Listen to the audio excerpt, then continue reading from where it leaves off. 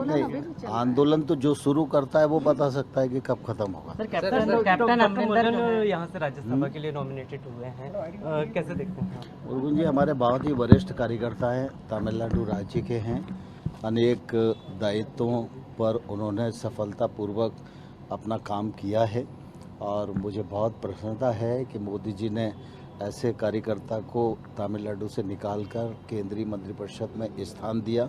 और हम सब लोगों के लिए सौभाग्य की और खुशी की बात यह है कि जब राज्यसभा से निर्वाचन की बात आई तो मुरुगन जी राज्यसभा से भारतीय जनता पार्टी की ओर से प्रत्याशी बनाए गए हैं। उन्होंने अपना नामांकन कर दिया है और वो विजयी भी होंगे, इसमें कोई शंका नहीं है।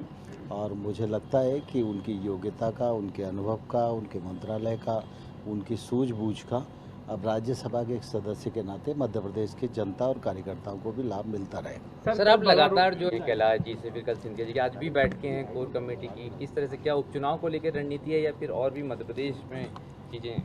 भारतीय जनता पार्टी मेरा परिवार है। जब भी मैं आऊँगा परिवार के सदस्यों से मिलना स्वाभाविक ही है, इसलिए इसमें कोई राजनीतिक अर्थ नहीं निकालना चाहिए।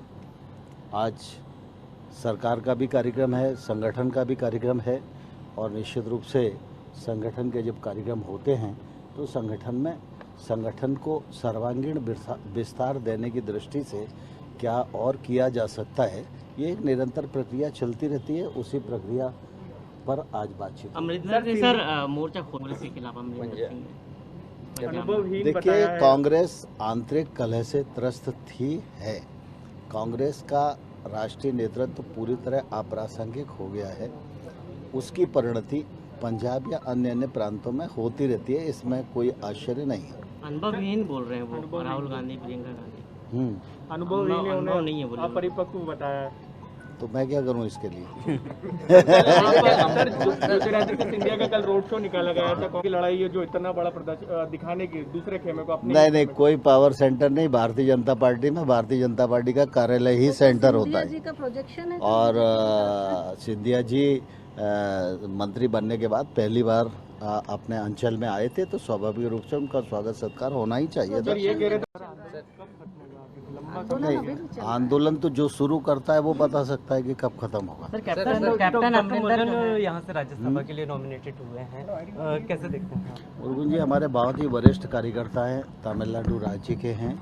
अनेक दायित्वों पर उन्होंने सफलतापूर्वक अपना काम किया है और मुझे बहुत प्रसन्नता है कि मोदी जी ने ऐसे कार्यकर्ता को तमिलनाडु से निकालकर केंद्रीय मंत्रिपरिषद में स्थान दिया।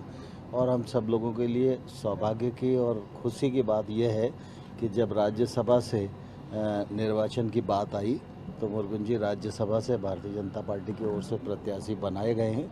उन्होंने अपना नामांकन कर दिया है और वो विजयी भी होंगे, इसमें कोई शंका नहीं है।